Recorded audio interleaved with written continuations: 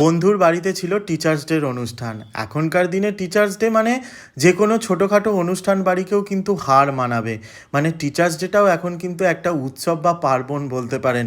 মানে যদিও এটা সমস্ত স্টেটেই এখন দেখতে পাওয়া যায়, যদি শুধু বাঙালিদের হতো তাহলে এটাও মনে হয় এতদিনে বাঙালির সেই 12 মাসে 13 পার্বণের মধ্যে ঢুকে যেত।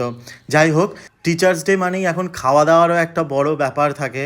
মানে আগেকার দিনে আমাদের সময়ে 4 জনের কাছে পড়লে একজন হয়তো খাওয়াতো, তাও খুব বেশি হলে হয় মেরি বিস্কিট, নয় কেক, না হলে 2টো মিষ্টি, এইসবই আমরা খেয়েছি।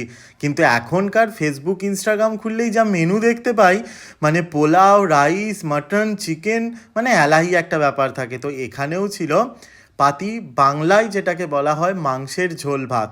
তো সেই মাংসের ঝোল ভাতের স্পেশাল যেটা মাংসের দায়িত্বটাই ছিলাম আমি যে 60-70 জনকার মাংস বানাতে পারবো একবারে, সেটাই আমি ভেবে উঠতে পারিনি। সেই জন্য একটা ট্রিক্স ব্যবহার করেছিলাম, পুরো রাঁধুনিরা যেভাবে রান্না করে সেইভাবেই আমি রান্না করেছিলাম।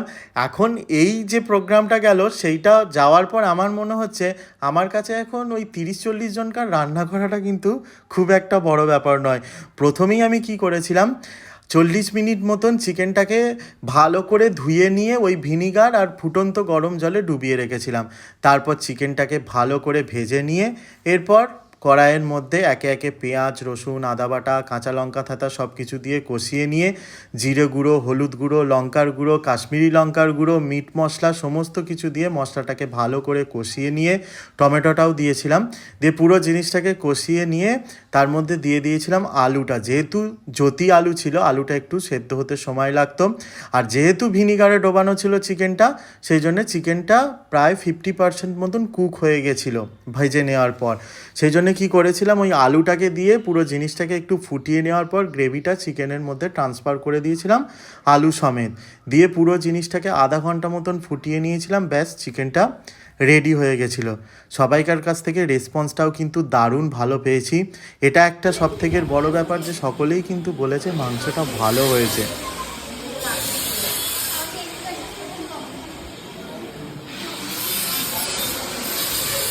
এখানে চলছে জমিয়ে খাওয়া দাওয়া পর্ব। তো কিছু মানুষ আবার চিকেন না খেয়ে চাইছে আলু, সেই জন্যে আলুর একটু ব্যবস্থা করা হচ্ছে। সমস্ত আলুগুলোকে দেখুন একটা ডাবু করে আনা হচ্ছে। এখানে গরম গরম ভাত, এইভাবে যেভাবে আর কি অনুষ্ঠান বাড়িতে ভাত তৈরি হয় সেইভাবে চলছে, একদম পুরো ভাত ফুটিয়ে নিয়ে ছেঁকে নেওয়া হচ্ছে।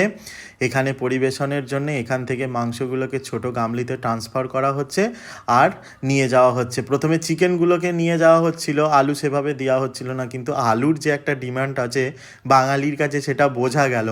ঝোল আলুটা সকলেই চাইছে, সেই জন্য ঝোল আলু, নাহলে ঝোলটা প্রথম দিকে জমে যাচ্ছিল।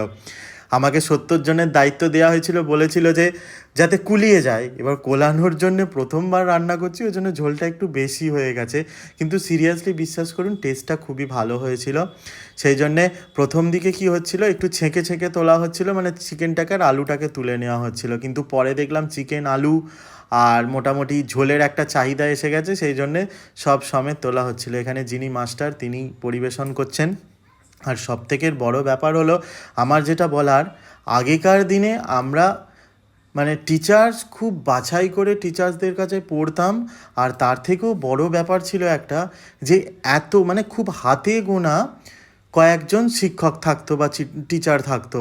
কিন্তু এখনকার দিনে এত হয়ে গেছে, মানে ঘরে ঘরে টিচার, মানে এত টিচার চারিদিকে গজিয়ে উঠেছে, মানে বিশাল, মানে ভাবনার বাইরে।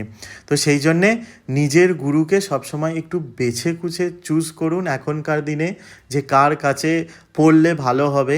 আর তার থেকেও বড় কথা আরও একটা জিনিস, যে খাওয়া দাওয়া আনন্দ সব কিছুর সাথে কিন্তু এটা ভুললে চলবে না, যে শিক্ষাগুরুর কাছ থেকে যে শিক্ষাটা আমরা পাচ্ছি সেটা আমাদেরকে অর্জন করে সেটাকে কিন্তু ইউটিলাইজ করতে হবে।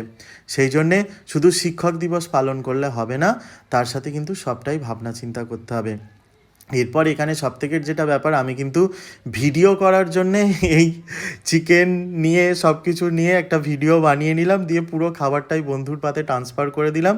যেহেতু সোমবার ছিল অনুষ্ঠানটা, সেই জন্য আমার অবস্থা দেখুন, আমি খেতে বসেছি আমার ফেভারিট আলু সেদ্ধ, ঘি ভাত, আর তার সাথে পাঁপড় ভাজা, চাটনি, মিষ্টি। যারা অনেকেই বলছিলেন যে তুমি তো ননভেজ খাচ্ছ, কিন্তু সব সময় যেটা আমরা দেখি সেটা কিন্তু সত্যি হয় না।